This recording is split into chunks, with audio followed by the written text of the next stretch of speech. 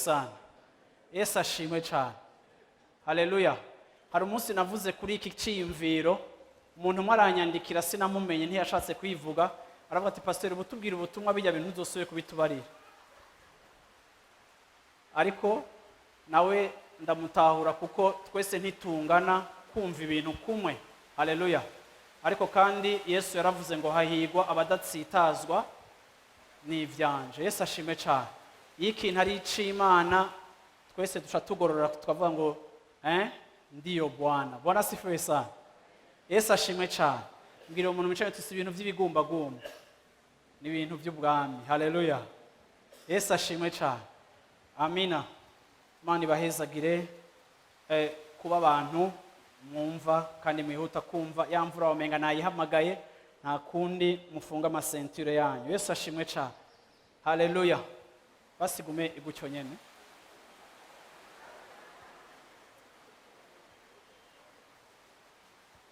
Haleluya. No musi shaka kuvuga ku bintu canke shaka kuvuga ku ijambo ry'Imana rifitaniye isano n'ibintu twemera ngaha mu ishengero, rifitaniye isano n'ivyo Imana yaduhaye nk'ishengero twese duhuriza ko nk'ishengero. Wabonye gituma ijya mvura ndayanka abantu bicaye muri plein air bacatangura kugama, sivyo? Isho shaka kuvuga rero, shaka muri iyi minsi ndagomba kuvuga ku bintu bimwe bifitaniye canke bitwibutsa vision yacu nka eglise canke ivyo Imana yaduhamagariye nk'ishengero, ishengero rya Life Center, ivyo Imana yaduhamagariye. Kabasi ndabarindire muheze kwimuka. Imvura namanshimira Imana nta nari migwa dimanche kuko abatayizi none uno munsi iri presence ku munsi wa Mungu. Haleluya. So shaka kuvuga uno munsi kuri point ya mbere igize vision yacu ya eglise. Nizere ko munyumva neza basi. Munyongereho tu nanje ndatanguye kutiyumva neza. Sava. Mungumize gutyo jewe ntacu ndaza gusemerera ni bon. Canke reka mfixe ikundi. Okay, sava.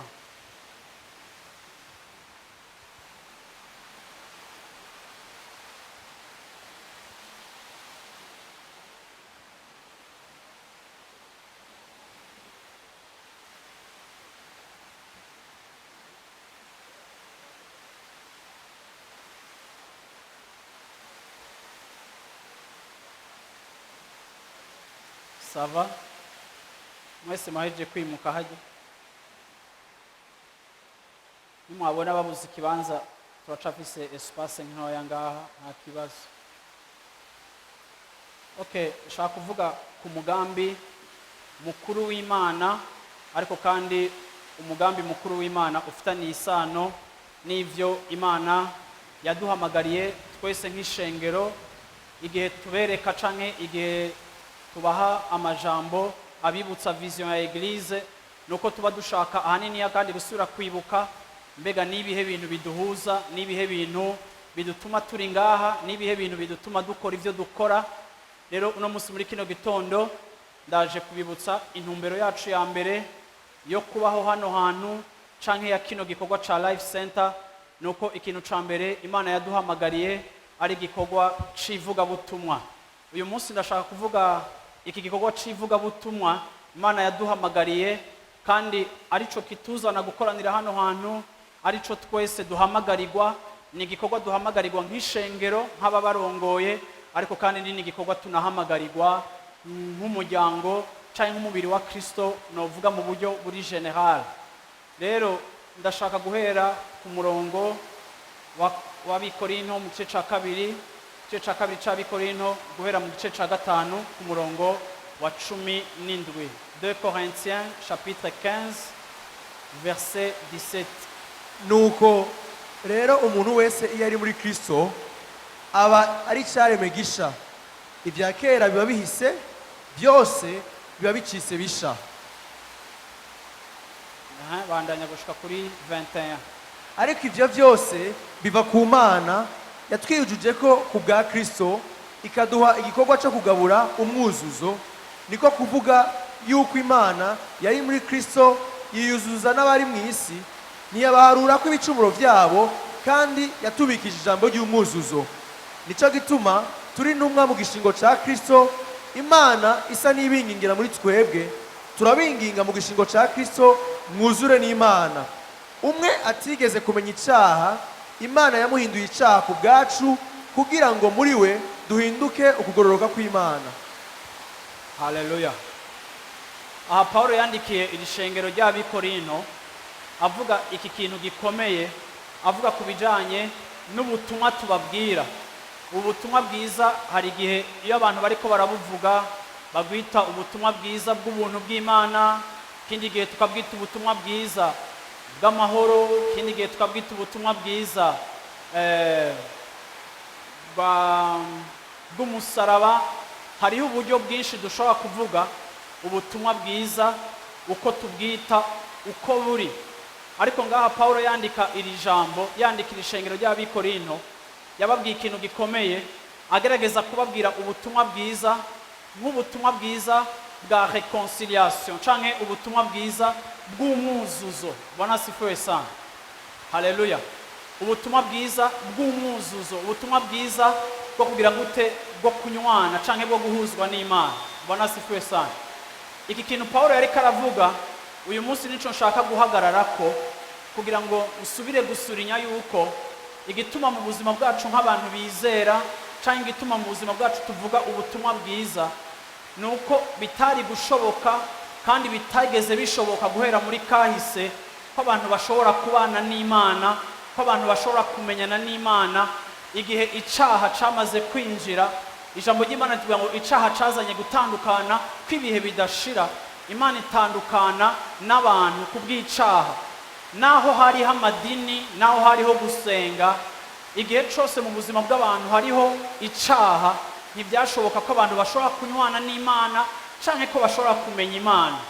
Igituma rero tuvuga ubutumwa bwiza, ubutumwa bwitwa ubutumwa bwiza kuko bumenyesha abantu igihe Imana yaje kwiyuzuza n'abantu, igihe Imana yaje kwireconcilia n'abantu, igihe Imana yaje gukuraho ibyadutandukanya n'abantu.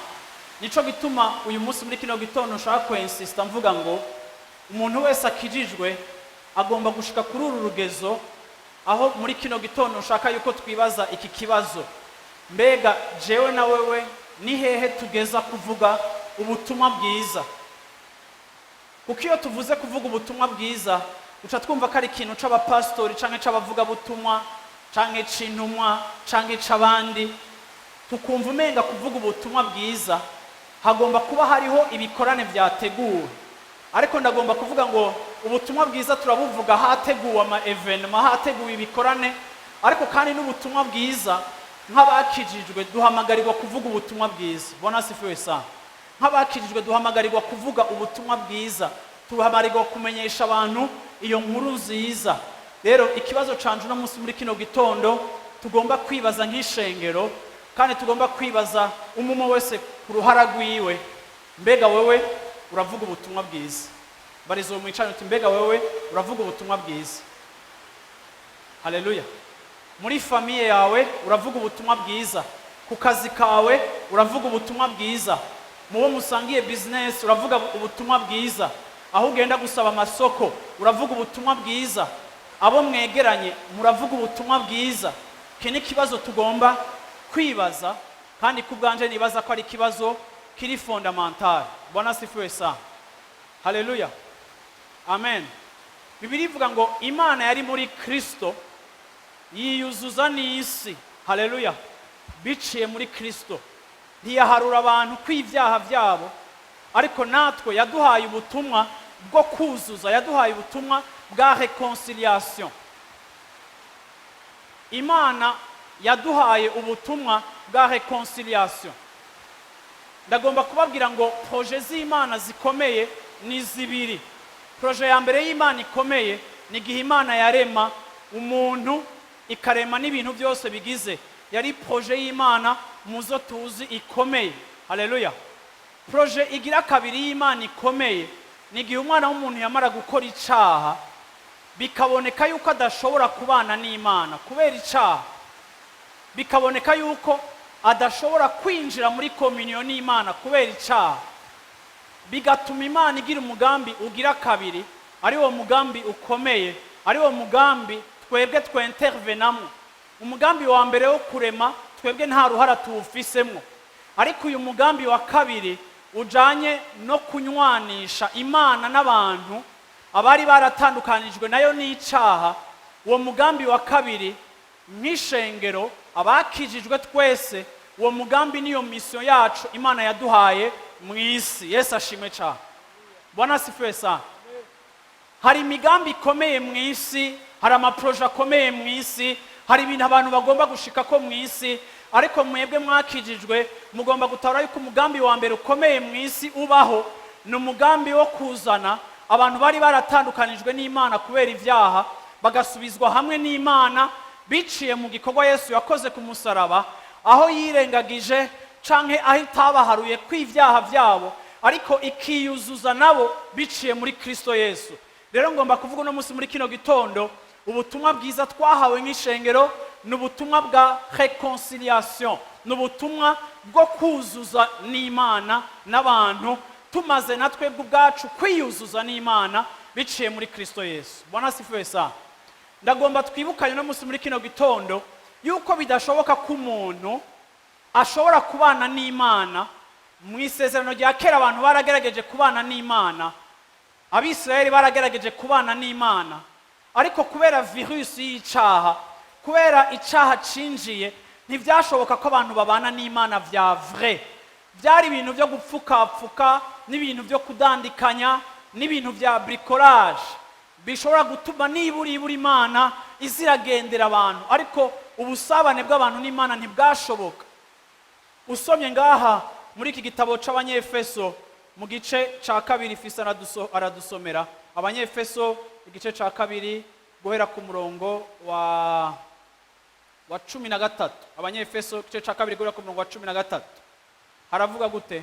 Ariko noneho kuko muri Kristo Yesu, okay, sorry, yes, ariko noneho kuko muri Kristo Yesu mwebwe abari kure kera, wahereye kuri 12 verset 12, kwico gihe mwari mutandukanye na Kristo, muri n'itandukaniro n'ihanga rya Isirayeli, muri injabuka ku masezerano y'ivyasezeranywe, ataco mwizigiye kubizoba, mwari mwisi mutagira Imana rurema. Stop. Ngo mwibuke yuko namwe muri ico gihe ca kera nta burenganzira mwari mufise bwo kubana n'Imana ibihe bidashira, siko? Mwari injabuka, uravyumva? Mwari aba étrange, mwari abanyamahanga ku masezerano n'Imana, uravyumva? Kandi nta n'ivyizigiro mwari mufise ngaha mu isi vyo kubana n'Imana. Birumvikana yuko naho twari gusenga gute, Bibiri ivuga ngo Kristo ataraboneka ku musaraba, twaraba étrange, nta relation n'Imana yashoboka, nta buzima bwari buhari, nta masezerano y'Imana twari gushobora kugirira ko accès, nta promesse, nta kubana n'Imana, nta relation n'Imana nimwe yashoboka. Ariko kandi ku murongo wa 13 akavuga ngo nuko ariko muri Kristo Yesu, sura mu murongo wa 13, ariko noneho kuko muri Kristo Yesu, kuko muri Kristo Yesu mwebwe abari kure kera, mwebwe abari kure kera mwigijwe hafi n'amaraso ya Kristo, n'amaraso ya Kristo. 14, niwe mahoro yacu, kuko yahinduye amacakubiri kuba kimwe, ahomvoye ca gisika co hagati cyadutandukanya. Haleluya. Amina.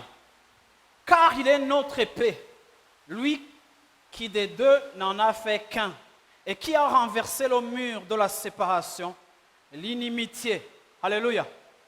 Turumvikana twese yuko twese twari turi kure y'Imana, atamigenderanire ishoboka n'Imana, dutandukanijwe n'Imana ibihe bidashira. Ariko ngo ayo macakubiri yari hagati ya jewe n'Imana, yari hagati na wowe n'Imana, Yesu amaze gupfa ku musaraba, ngo ivyari bibiri yabigize kimwe, ivyari amacakubiri yaravyujuje. Ni ukuvuga ngo muri Kristo reconciliation, ukunywana kwanje n'Imana kwarashobotse. Rero kimwe mu bintu tugomba gutahura, ubutumwa twajejwe, ubutumwa twahawe, nubwo kwipfuriza abantu bose batawe kure y'Imana, abantu badafitanye imigenderanire n'Imana, abantu badafise amasezerano, abantu atavyizigiro bafise byo kuzobana n'Imana. Ni ukuvuga ngo abo icaha cabashizeho ubwansi, baba abantu naho Imana idukunda idashobora kubana natwe kubera iyo eta y'icaha. Kujya ama ordinateur yanyu muyazaniye ko flash disk ifise ama virus ishobora kuyihojeta, n'Imana ntishobora kubana n'umuntu w'umunyavyaha, kuko iyo statut y'icaha iratandukanye n'ukwera kw'Imana.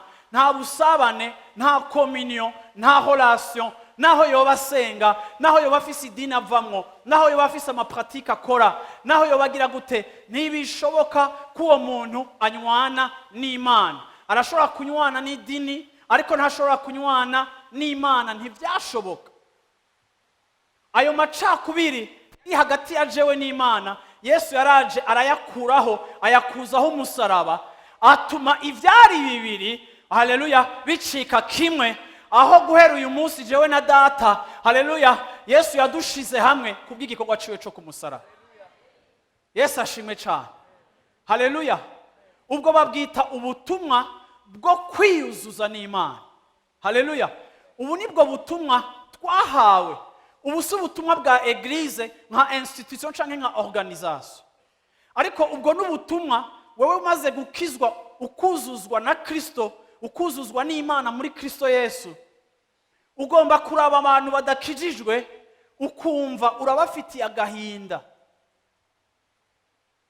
Ugomba kuraba abantu bo muri famiye zanyu batazi Yesu, bataramumenya, bakagutera akagongwe, kuko nta Mana bafise naho basenga. Uravyumva? Nta n'ivyizigiro byo kubana n'Imana ibihe bidashira. Bibiliya ivuga ngo twari twarapfuye twishwe n'ivyaha vyacu. Umunyavyaha atazi Kristo mu Mana ari deklare nk'umuntu yapfuye, naho abaho, naho ahumeka, kuko impwemu yiwe ntibaho, impwemu yiwe ntishobora kwinjira mu busabane canke muri communion n'Imana. Dufise abapfu benshi tubana nabo, dufise abapfu benshi dukorana nabo, barisiga parfum, barisiga rouge à lèvres, batwenga neza, ariko barapfuye. Murambona iyo abantu bapfuye ingene tellement kubera emotion n'urukundo abantu baba babakunda, murambona ingene twihuta gukonfirma ko bagiye mu ijuru. Que ton âme repose en paix. Hewe Bibiliya ivuga ko Lazaro yarishwe, uravyumva? Mbere Lazaro yari bien, wa mutipe wundi w'umutunzi yarawereye, uravyumva? Ntashobora kuropoza en paix, kuzaga partage, repose en paix, canke rip, uravyumva? Canke que la terre te soit légère. Kandi ukabona namwebwe bakizwa rimwe na rimwe, ego uravyumva, ugomba kumenya uyu muntu ninde kameme, kuko si kubera wabivuze canke bavyanditse canke wakoroye utwosozi ko Imana icihinduka. No musi Obedi yarongowe kuturongora mu kuvuga ko Imana yera, haleluya. Imana urukundo rwayo ntirushobora gukontrediza ukwera kwayo. Muriko muranyumva? Imana irakunda abantu bose, n'abanyabyaha irabakunda, natwe twari abanyabyaha kera, ariko urukundo Imana ikunda abantu bari mu isi ntirushobora kuza ngo ruhonyore ku kwera kw'Imana. Statut y'umuntu atafise Yesu ni umunyabyaha. stati y'umuntu atireconcilie, atanywanye n'Imana biciye mu buryo bumwe bwonyene buhari bwo kunywana n'Imana aribwo Kristo Yesu. Umuntu atanywanye n'Imana biciye muri Kristo Yesu ntashobora, uravyumva, kubana n'Imana ibihe bidashira. Iyi verite ishengero ririko rirayitakaza. Iyi verite ishengero turiko turashaka kuyivunja n'utundi tuntu n'ayandi malogike. Turiko turashaka kugira inyota kuri iyo principe, kuko twacitse abanebwe bivuga butumwa, twacitse abanebwe, uravyumva, bwo kuzana abantu kuri Kristo Yesu. Turashobora kuorganiza amakonferanse, tukorganiza ibikorane binini, abantu bakihana. Ariko ikintu kizokwereka yuko ufise umutwaro w'ivuga butumwa ni ubutumwa ubwira umuntu mubanye mu buzima bwa misi yose, ushaka ko aza kuri Yesu Kristo, urondera ko amenya Imana, ukoresha opportunité zose Imana iguhaye, urondera ko amenya Imana, ukumva araguteye ikigongwe kubona adafise Yesu mu buzima bwiwe. Iyi niyo projet ya mbere y'Imana yazanye Yesu mu isi. Iyo hatari kuba hariho icaha, Yesu ntari kuza mu isi. Rero iyi niyo mission ya mbere twahawe nk'ishengero.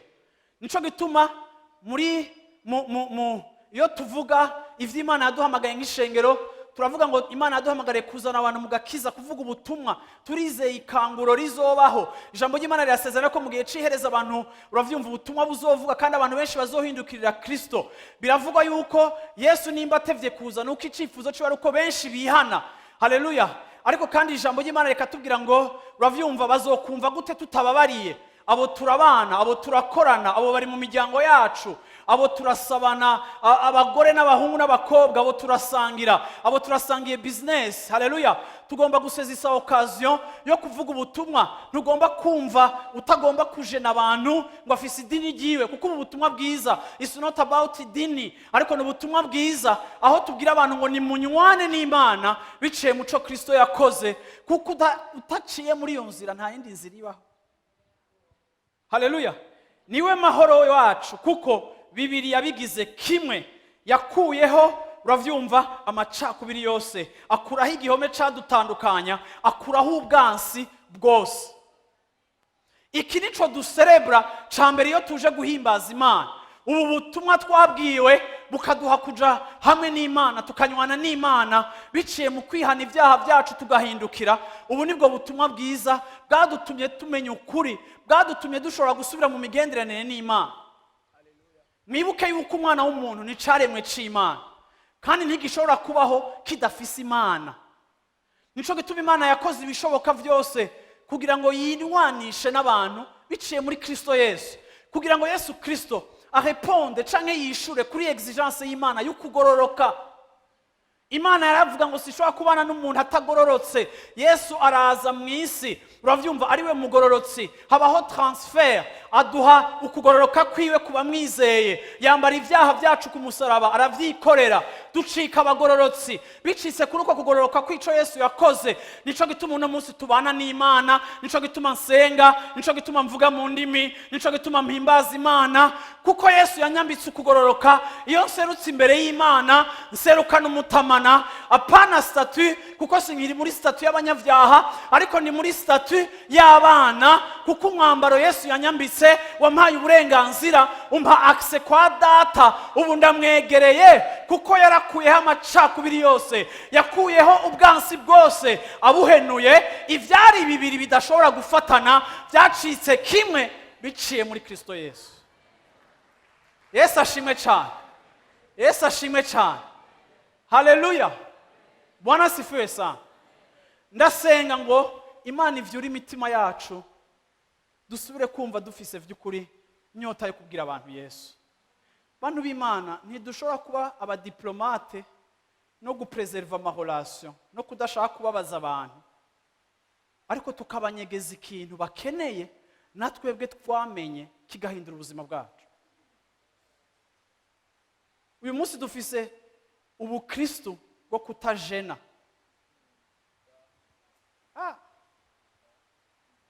Ariko kandi sindanababwiye ngo mugende mubomore, ariko mugomba kwinginga mugasaba Imana ubwenge bwo kuvuga ubutumwa bwiza, bwo kubwira abantu Yesu Kristo. Yesu ashimwe cyane. Haleluya. Bwana asifiwe sana. Kugira abantu bagire gute bamuhindukirire. Colossiens chapitre 1 verset 20. kandi yahimbawe no kumuha kuzuza byose nayo Yahimbawe no kumuha kuzuza byose nayo. En d'autres termes, Imana yashimye kwireconcilia n'ibintu byose biciye muri Kristo Yesu. ari ibyo mu isi ari ibyo mu ijuru izanishije impore amaraso yo ku musaraba wiwe. 21. namwe abari baratandukanijwe n'Imana kera mugahinduka abansi bayo mu mitima yanyu n'ibyo mwakoze bibi, none yabuzurije nayo mu mubiri wiwe w'umuntu kubw'urupfu yapfuye ngo Stop. Et vous qui étiez autrefois étrangers et ennemis par vos pensées et par vos mauvaises œuvres, il vous a maintenant réconciliés par sa mort dans le corps de sa chair. Alléluia. 22. none yabuzurije nayo mu mubiri wiwe w'umuntu kubw'urupfu yapfuye ngo abashikane imbere yayo murabera mudafise agasembwa mutagira ico mwogawa, Pour vous faire paraître devant lui saint, irrépréhensible et sans reproche. Yesu ashimwe cyane. Haleluya. Ibi byose yabikoreye muri we, uravyumva, kugira ngo tumaze kunywana n'Imana biciye muri Kristo Yesu adushikiriza Imana turabera. Amina. Atari kubera turabera kubera mu ngeso zacu 100% turabera, ariko kubera igikorwa cyo wakoze ibyo yakoze we wari uwera, natwe kiduha uravyumva accès, uravyumva muri uko kwera kw'Imana. Verset 23. asangwa muhora mwizeye mushinzwe neza mutanyiganyiga mudatsirimuka mu vyizigiro biheshwa n'ubutumwa mwumvise bwavuzwe mu baremwe bose bo munsi y'ijuru, ubwo jewe Paulo nacikiye umukozi wabwo. Chapitre 2, 13. kandi namwe mwari mugipfuye mwishwe n'ibicumuro vyanyu no kudakebwa kw'imibiri yanyu yabagiranye bazima nawe imaze kuduharira ibicumuro vyacu vyose. Stop. Mwebwe mwari mwishwe n'ivyaha vyanyu kubwo kudakebwa kw'imibiri yanyu yabagiranye bazima. Haleluya. Mu kutugirira ubuntu kubw'ivyaha vyacu. Hari igihe muramura n'abantu kandi biratangaza ingene hariho abantu baba batumva ibi bintu, nico gituma tuba tubahimiriza kuza kwiga. Umuntu urabaza umuntu akavuga ngo yego ngo vraiment ukamubaza yarakijijwe ngo yango ariko vraiment ngo arasenga cyane, ngo arasenga cyane, hasiba mu misa, bavyumva arasenga cyane, vraiment arakunda cyane ibintu by'Imana. Imukibaza none abakristo mwege mutandukanya gute gukizwa no gusenga cyane? Sivyo? Kuko ngira ndakubwire ngo yaba gusenga cyane byari bikwiye, Yesu ntiyari kuza, kuko mu Bisirayeli hariho abasenga cyane nka Daniyeli yasenga 3 ku munsi. Ariko ngira ndakubwiye ko Daniyeli amaze gupfa yagiye ahantu hari controle na Satani. Nico catumye Yesu amaze gupfa akaja ikuzimu, yagiye kubohora les captifs, abari bagororotse ariko bakiri munsi y'inzara za Satani. Kuko n'ukugororoka kwabo no gusenga kwabo, ba Abrahamu bose, ba Samueli bose muvuga, muribuka ko Samueli umuzimu wiwe Sauli yagiye akawukonsulta ugasohoka akawuzana hara surface ukamuvugisha, kuko ntibari bari preserve, naho bamwe bapfuye bafise témoignage nziza muri Ancien Testament. Haleluya. Murabizi yuko Bibiliya ivuga ngo Satani yagiye kurega abera mu ijuru, aja kurega Yobu. Imana iramubwira ngo wabonye umugororotsi wanje. Ariko ngenda kubwire ngo Satani yari afise accès no mu ijuru aseruka aja kurega abera. Nico gituma Bibiliya ivuga ngo Imana yashimye kwireconcilia nayo, kandi iyireconcilia n'abantu n'ibintu byose n'ivyaremwe. Ngenda kubwire ngo icaha carazanye ubucafu, carazanye virus mu isi yose, gushika naho la nature n'ibirere amajuru aba corrompu par le péché. Nico caha accès Satani kuja kurega bera. Ivyo byose ni ibintu byashoboka Imana itashobora kubloka, kuko Imana ifise ukugororoka, ifise justice. Adamu na Eva bahaye imfunguruzo Satani atari kugomba kugira. Imana ngo yuyuzuza n'ibintu byose muri Kristo Yesu. Mu yandi majambo hagomba kubaho operation. Nico gituma Yesu mu Baheburayo bavuga ngo yatwaye amaraso agenda kweza ahera. Nico gituma byavuze ngo ni byiza ko agenda azogaruka. Ariko yagomba kuja gukora igikorwa cyo gusakrifia no guhumanura ivyahumanye byose, gushika no mu kirere no mu maprincipote no mu birere hategekwa. Byo byose byari ibintu vyononywe n'icaha kandi bigaha autorité Satani.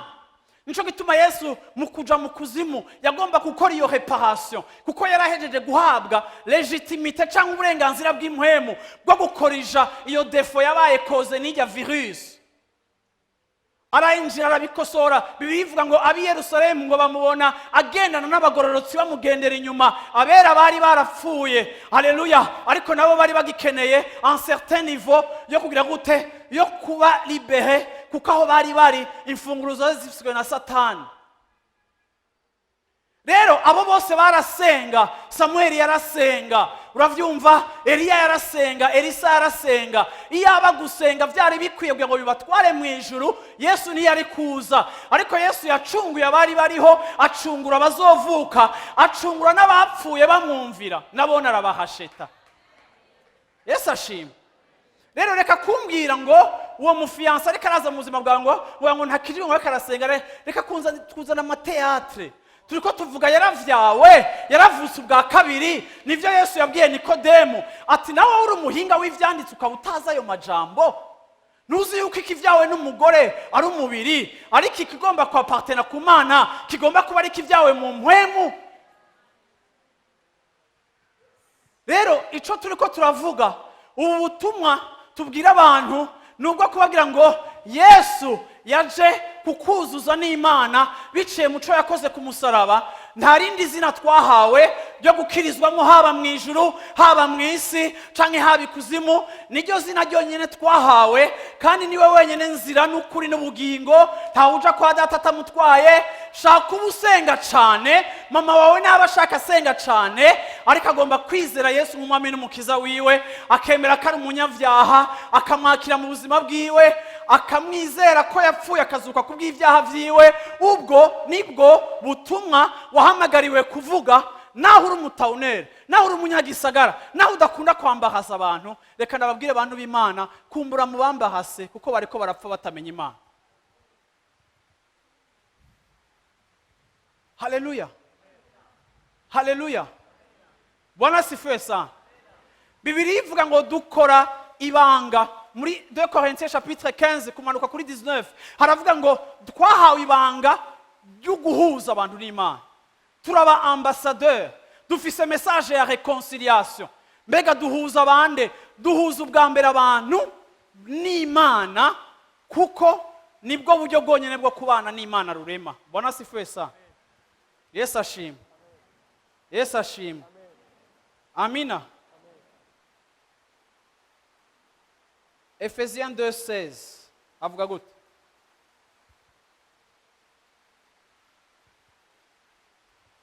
Abanyefeso 2:16. Aha.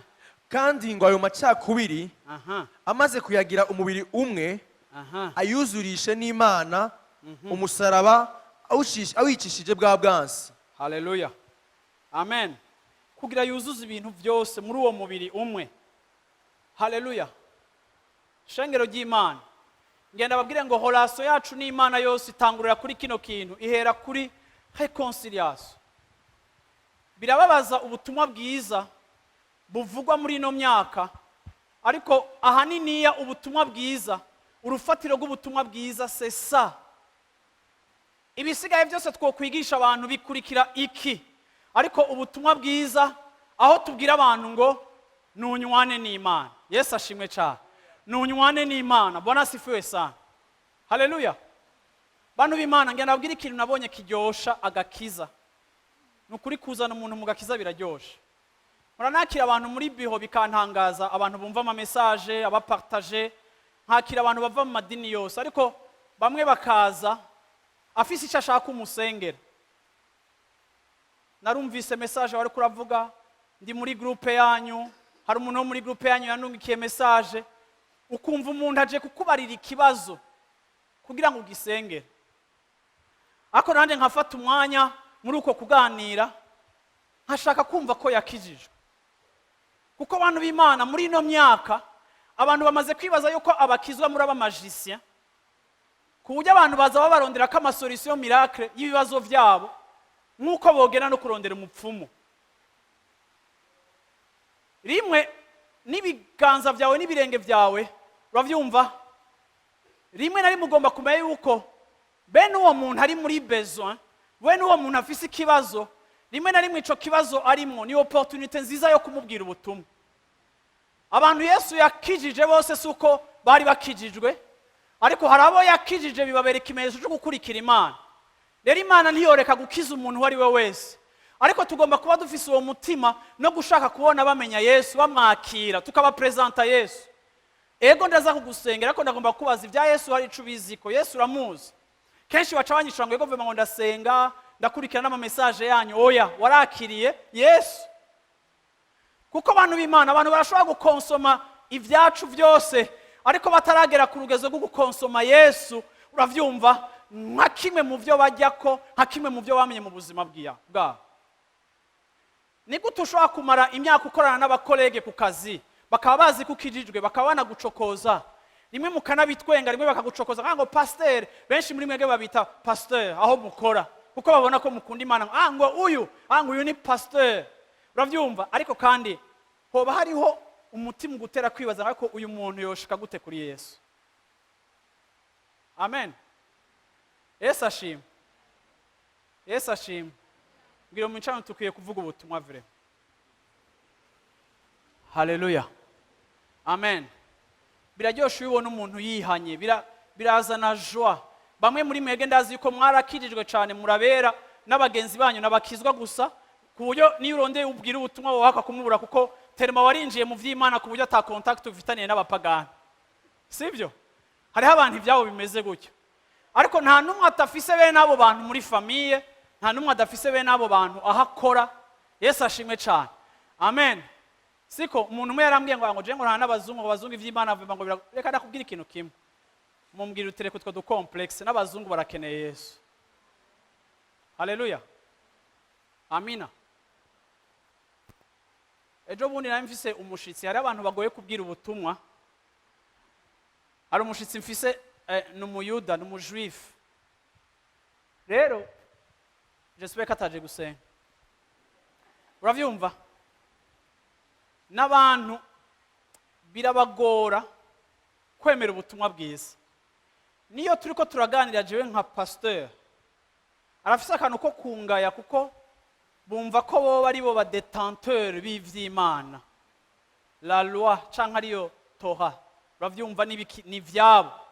Iyo mvuze ibintu vy'Imana acanyereka ivyo ntazi.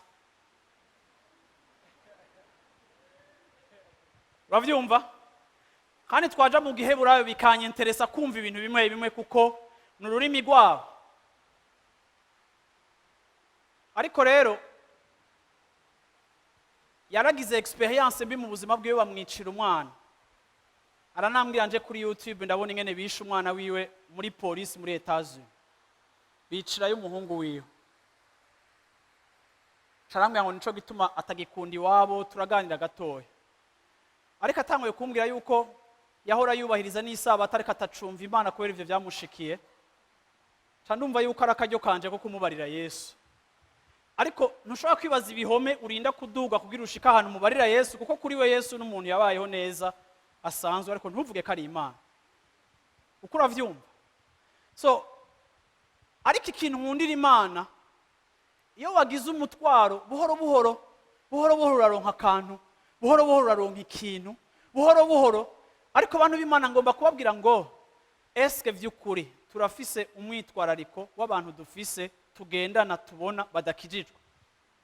Mbega murazi yuko bajya abantu bazopfa badakijijwe, barumvise ubutumwa, baragize gute? Murazi ko bazosha ibihe bidahera. Warubizi ko naho muwa mukundana cyane azosha ibihe bidahera, kandi ata stop ujya muri ruzogira. Mbega mwari mubizi ko muri mwe gatanu umwe yoshira urutoki rwiwe hejuru y'ibuji umunota umwe. none nikihe wowe uri kura preserva kiruta ico wokiza mu kubiba imbuto y'agakiza muri abo bantu. Yesu ashimwe cyane. Yesu ashimwe. Bwana sifiwe sana. Yesu ashimwe.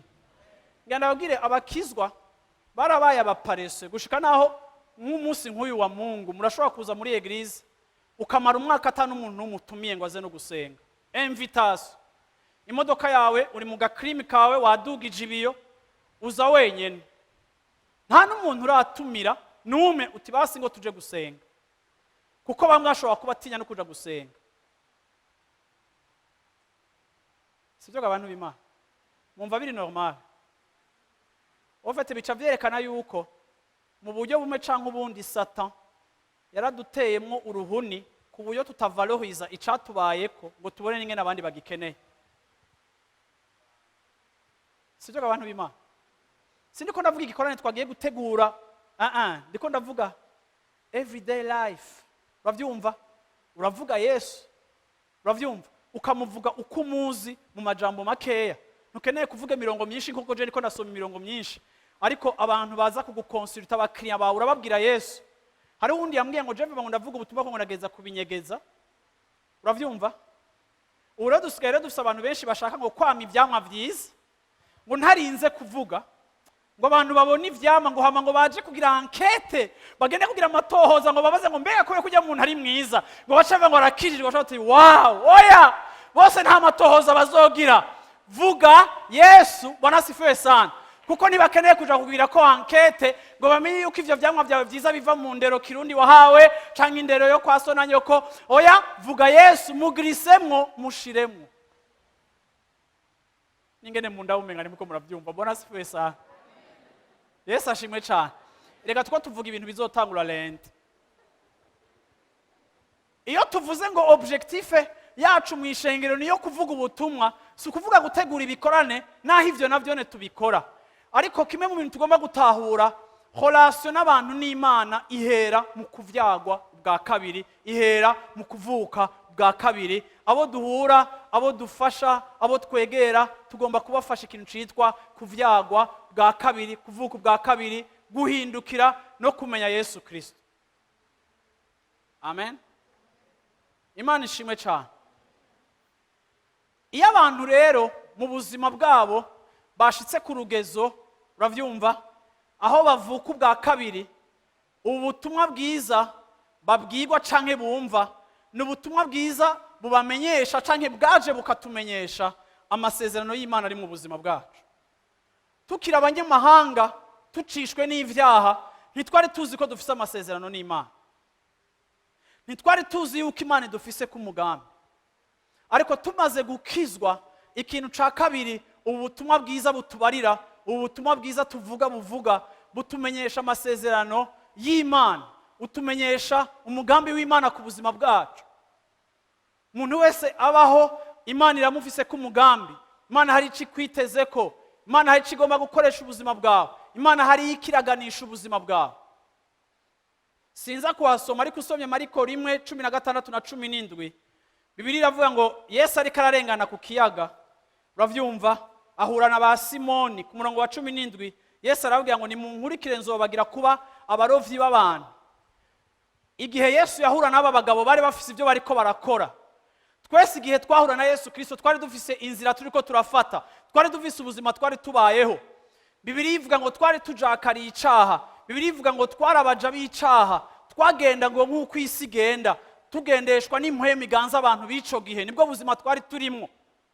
Ariko tumaze guhura na Yesu atangura kutumenyesha umugambi afise ku buzima bwacu. Ico nico ca kabiri cakoretse mu buzima bwacu. Igihe Yesu yasanga ba Petero bariko bararoba, yarababwiye ati nimunkurikire, kuko ivyo muriko murakora ico ndababikiye kirarenze ivyo muriko murakora, nimunkurikire ngiye kubagira abarovyi b'abantu.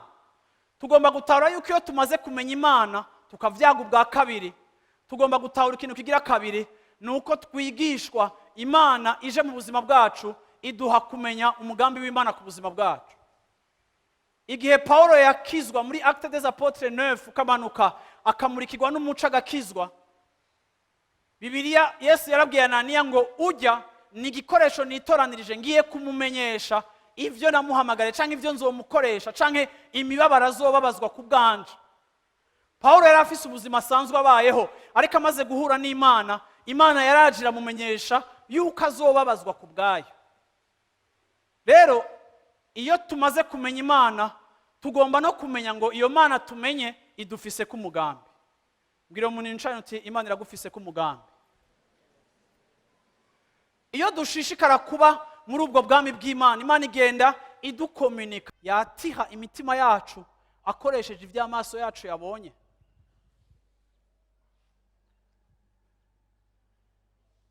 Ibitumotera, uravyumva? Hariho abantu mushobora kuba mutabizi, hariho abantu bapfuye bishwe n'izuru. Ni bande bazi abantu ingene banywa kokayine? Kokayine ntibayifyeta. Abayinywa muvuge ngo turabizi.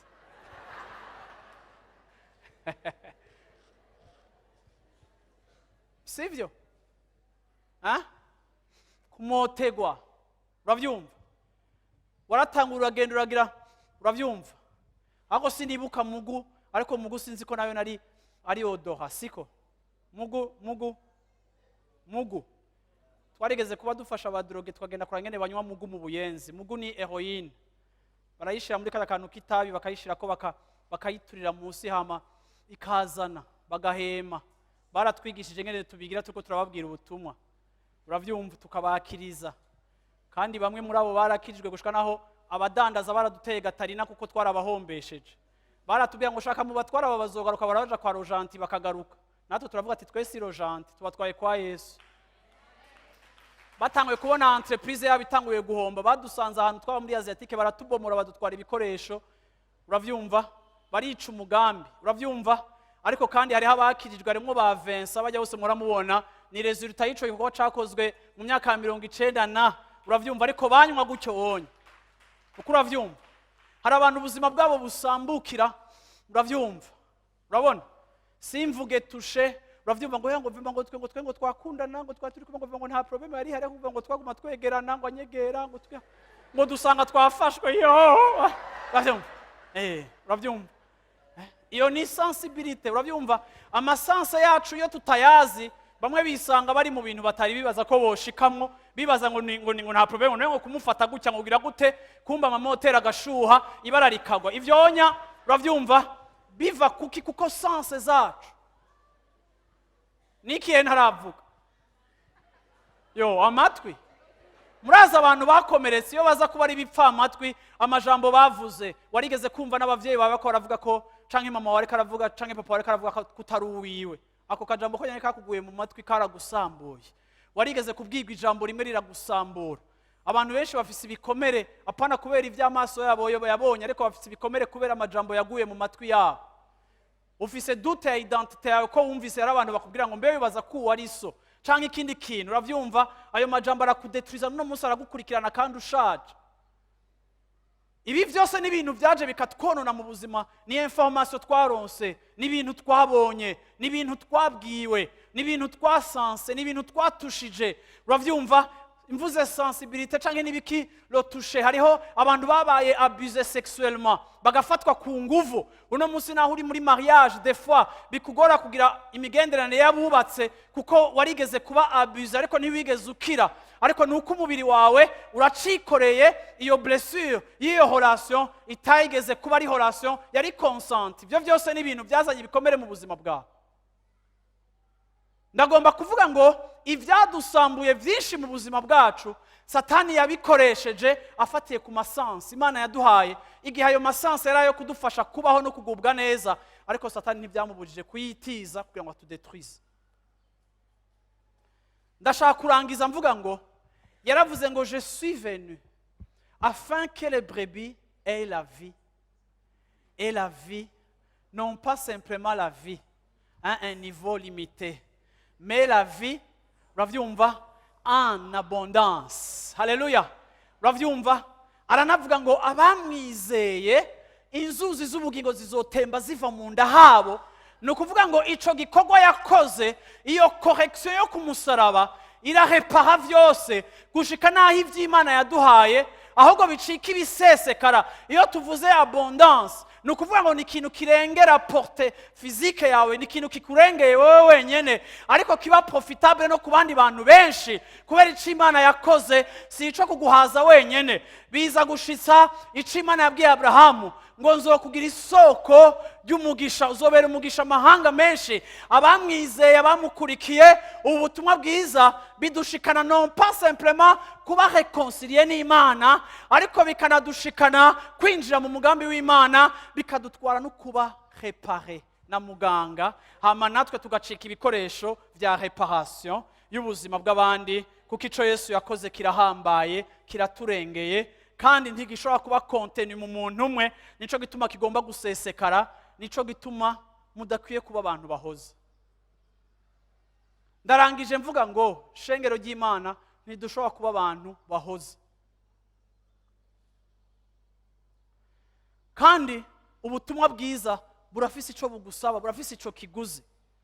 Imana ihezagira abantu muri mwebwe mupartage ama message, mutanga ama message mukayaha abandi. Imana ibahezagire ko ico kintu mugikora, kuko mu buryo bumwe cyangwa ubundi muravuga ubutumwa, murashikira abantu benshi biciye muri ivyo bintu. Haleluya, Bwana asifiwe sana.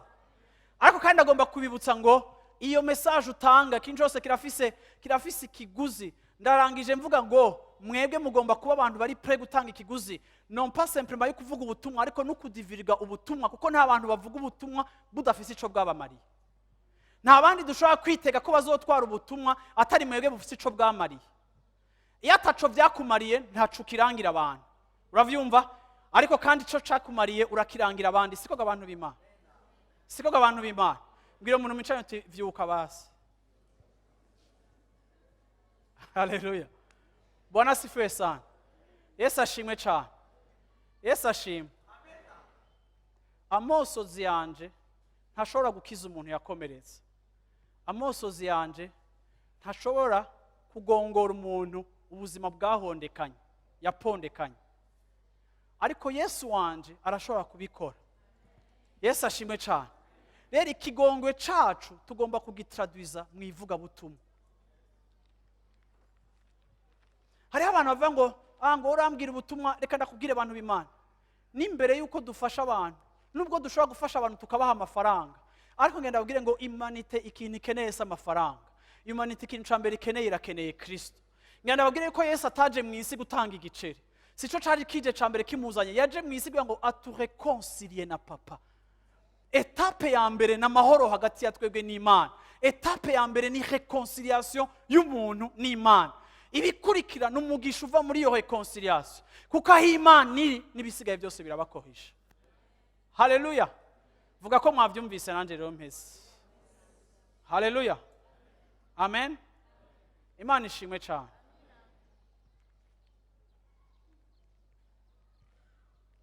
Muranumva abantu ofete binjemo kubera ukuntu mvuze ngo groupe, ariko nizere ko groupe itazimije kubera igitoro canka amazutu yabuze. Ndaza kumenya igituma kubera itari kiraka. Ako murabona, uravyumva? Sindabiheba, uravyumva? Uko uravyumva ndabaha akarorero. None nk'ubunya, uravyumva? Ubutumwa ntibiko buravuga. Hari abantu bari online bicitse ntibasubira kubona. Hariho abantu bicitse batagaruka, turabashaka. Bifuma bidutwara amahera y'igitoro, ariko aba bantu tukabaronka, aya mazu yabo tukayashikamo. Aba bantu bari online ntitubankuraje ko basengera kuri internet, tubankuraje kurondera amashengero, ariko bakiri mu ntege nke cyangwa bafise impamvu zibatuma bari kuri internet, turabaserva. Ubutumwa bwiza burafise ikiguzi, ariko biraryoha iyo ubonye umuntu ubutumwa bwiza bwashikiriye, ukabona ingene ubuzima bwe bushobora guhinduka. Bantu b'Imana mwese ngaha muri amatemonyage ari viva, muri bitangaza. Hari abantu ngaha mwicaye ngaha Imana yakoze ibintu bihambaye, ariko biraryosha iyo uhuye n'umuntu akaguye ati ya message mwarungitse yamfashije ukuunya. Urashobora kuvuga ati eske ndakubwire no gushika no kuri twebwe ntitumetriza porte y'ibi bintu dukora. Nabahe bantu muri ngaha mumviriza kanguka, ndashaka amaboko yanyu kanguka. Urahura n'umuntu akubwira ngo kanguka yaramfashije ndabohoka, niyo yanzanye mu gakiza, nakirijwe muhira. ariko abantu b'Imana ndababwira ikintu jewe ntemera. Nimba kanguka yaragufashije kandi ikagufasha, ntukavuge ko ikintu cagufashije utagishiramo amafaranga yawe. Muranyumva? Ntugafashwe ariko udashigikira ikigufasha. Mwanyumvise abantu b'Imana? Mwanyumvise? Ni bangahe mumaze gutelefona Chris mukavuga ngo je narafashijwe, ni iki nokora kugira ngo iyo ministeri ikomere? Ni bangahe ngaha? Ariko muvyuka muyifungura mukayirara, ifaranga ryawe ntirikenewemo.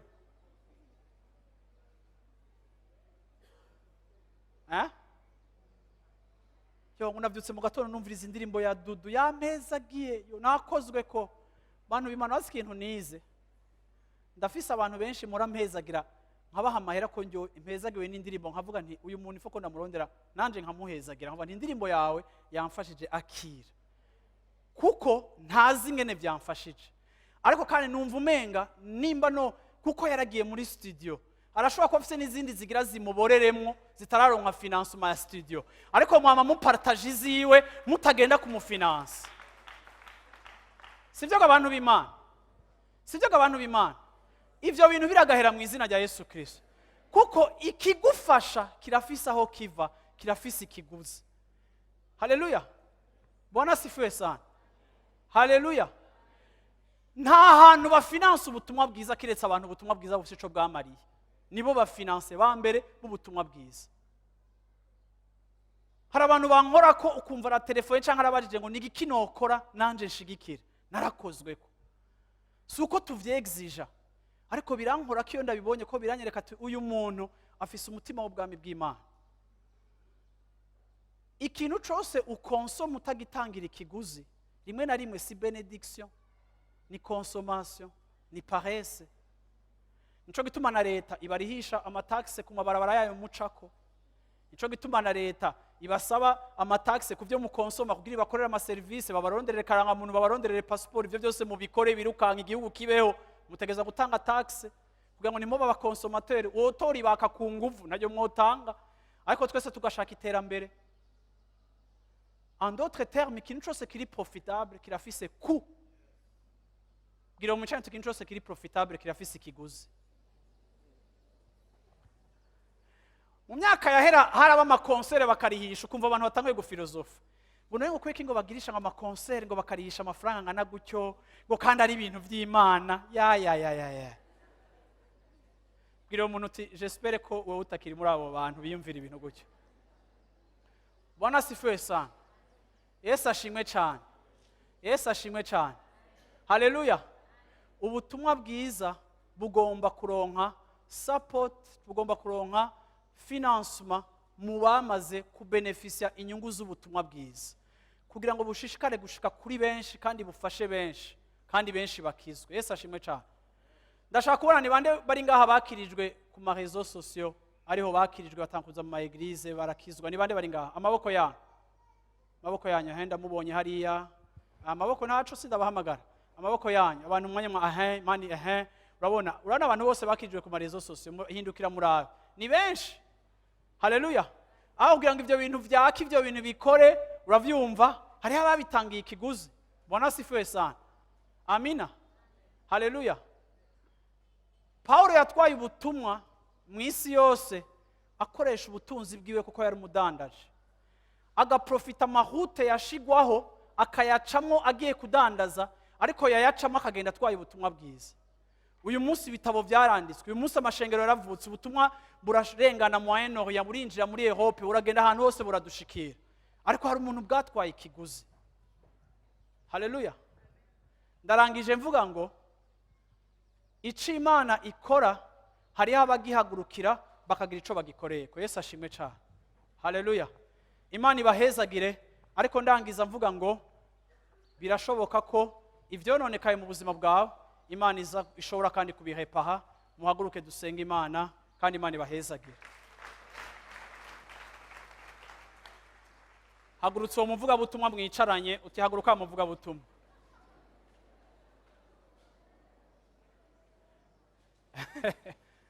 Yesu ashimwe. Hagurukiriza umuvuga butumwa mwicaranye utihaguruka. Haleluya.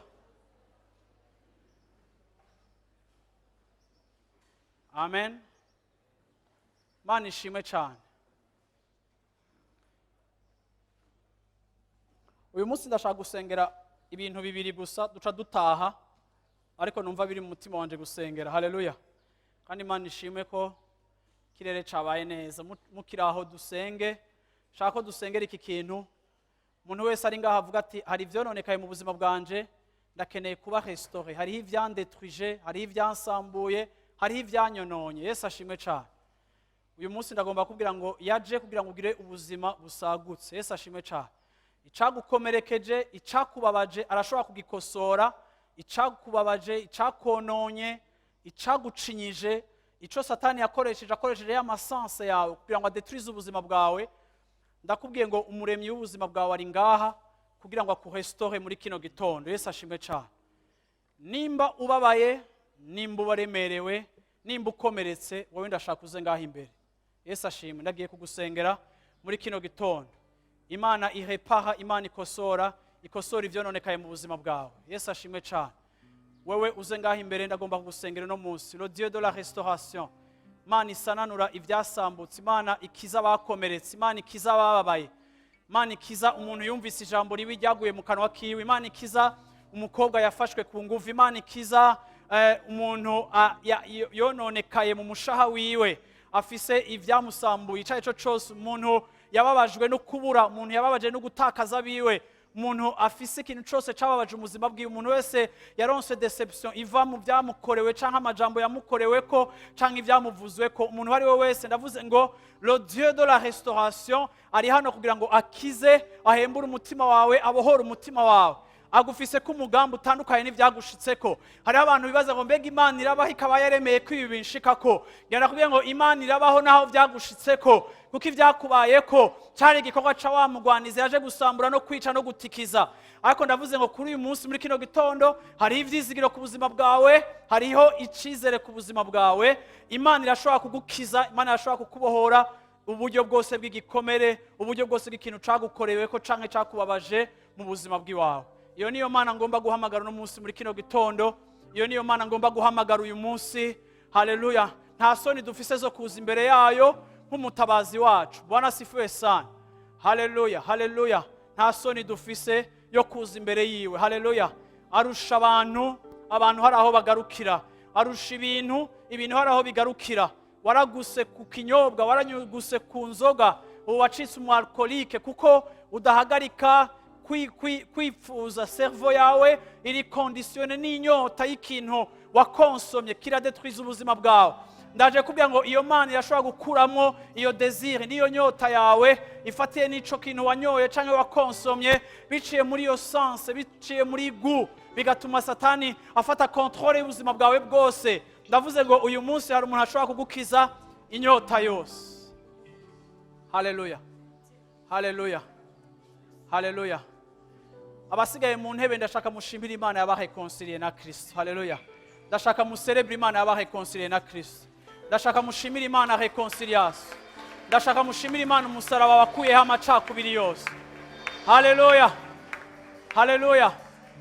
Ndagomba kubaza muri kino kibanza, umuntu atarakira Yesu nk'umwami n'umukiza w'ubuzima bwiwe, umuntu ataranywana n'Imana ari ngaha aduze ukuboko, ushobora kuba uhagaze ngaha imbere cyangwa uri mu kibanza cawe ukaba utarakira Yesu nk'umwami n'umukiza w'ubuzima bwawe. Uyu munsi ukavuga uti uyu n'umunsi wanje, nimba uhari ndagomba uduze ukuboko kwawe. Nawe wowe uhagaze ngaha imbere ndashaka kukubona mu buryo buri special, ugomba kwakira Yesu nk'umwami n'umukiza w'ubuzima bwiwe. Urakoze ngaha, Imana iguhezagire. Nta wundi asigaye mu ntebe yiwe avuga ngo sindakira Yesu, sindihana ibyaha byanje. Haleluya. Urahari, uri hehe? Uri hehe? Ndagomba kukubona. Haleluya. Ndagomba kukubona nimba uri ngaha. Amina. Hari uhari?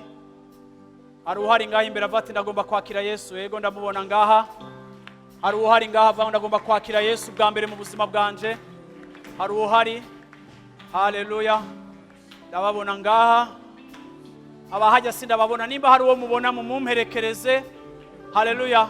Tugiye kubafasha umwanya wo gusengera hamwe. Haleluya. Abagomba nawe Imana iguhezagire. Ndabona 4 canke 5 ngaha imbere. Ndagomba abagomba kwakira Yesu Kristo musubire mwaya majambo inyuma yanje muri kino gitondo. Haleluya. muvuge muti mwami Yesu. N'uwa gatandatu hariya avuga uti mwami Yesu, kuri uyu munsi ndatahuye ko ndi umunyabyaha, ndihanye ibyaha byanje, umbabarire Mana, unyoze n'amaraso yawe. Guhera uyu munsi ndakwakiriye nk'umwami n'umukiza w'ubuzima bwanjye, kugira ngo ube muri jewe imyaka yanje yose yo kubaho. Kuri uyu munsi ncitse umwana wawe. Satani, ndasezeye inzira zawe. Guhera uyu munsi ncitse icareme gishasha. Urakoze Mana kumbabariye, urakoze kumbabariye ibyaha byanjye. Guhera uyu munsi nduwera kubw'igikorwa ca Yesu. Urakoze Mana kunyakira mu bwami bwawe, urakoze Mana kumbabarira. Ni mu izina rya Yesu Kristo, amen. Mwege batandatu mwihanye mwakiriye Yesu, musigare gatoya murabe Fiston nguyu ari ngaha, mumwegere igihe ndiko ndasengera, nsengera abandi muce mwe mumuraba kugira ngo abafashe. Ariko murashobora kuza kwa gatatu igihe cy'isaha 11:30 kwa gatatu, turabatumiye mu nyigisho kandi tuzohabwa kubamenya no kubafasha. Haleluya. Ariko munyemere dusenge n'abandi bose nk'ishengero, dusaba Imana ya reparation, dusaba Imana ikiza, dusaba Imana ikosora. Haleluya. Mu minota mikeya dusenga Imana, dusengera babahagaze ngaho imbere kuri uyu munsi muri kino gitondo. Haleluya, haleluya, haleluya, haleluya. Haleluya, haleluya, haleluya. Mana ndagushimiye igitondo ciza Mana. Ndagushimiye abantu bose bahagaze aha hantu imbere Mana.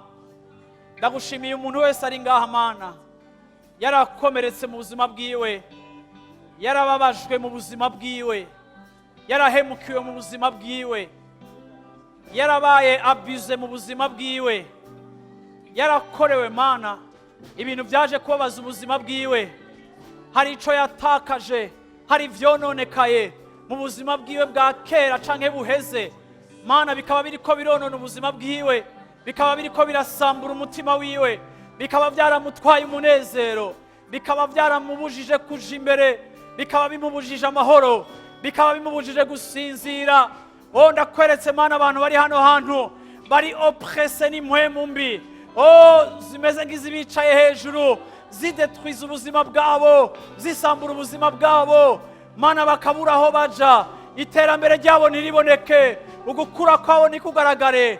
Ndakweretse umuntu wese ari hano hantu Mana, ndakweretse umuntu ahagaze aha imbere Mana, umuntu wese uramuzi, urazi ubukene bwiwe Mana. Ubutumwa bwiza Mana bwawe uratubwira ko waje kudusananura, waje kuturestaurer, waje kutubohora, waje kudukiza, waje gusananura no kubohora ubuzima bwacu no gukiza ikintu cyose caje kidusambura.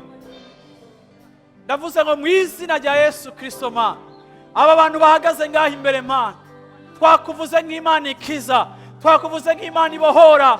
Uri Imana ikiza imishaha yacu, aho twakomeretse, aho twababajwe, aho twagiriwe nabi, aho kutamenya identite yacu byatwononye, aho kutamenya ubuzima bwacu ko buri, aho bamwe amajambo bumvise babwiwe yabababaje, aho bamwe Mana bononywe n'ivyo bagiye bacamwo. Ndakweretse parcours y'umuntu wese, wowe usanzwe uyizi Mana kandi n'imbere yawe, kuko intambuko zawe zacu Mana uzihoza imbere y'inyonga hawe. Ndavuze ngo kiza ishengero ryawe Mana, ndavuze ngo kiza ishengero ryawe Mana, ndavuze ngo kiza abahungu n'abakobwa bawe Mana, ndavuze ngo kiza uyu muntu Mana, kiza Mana uyu musore, kiza Mana uyu muvyeyi, kiza Mana iyi nkumi, kiza Mana uyu muntu Mana afise ivyamwononye, afise ivyamubabaje, kiza Mana uyu muntu agwaye ingwara yononye iriko iraheza umubiri wiwe. Ndavuze ngo mubohore mu izina rya Yesu Kristo Mana. Ndavuze ngo kubohoka kwawe Mana, ndavuze kubohoka kwawe Mana, ndavuze kubohoka kwawe Mana. Mana ubutumwa bwiza Mana twahawe n'ubutumwa bwo kubohoka.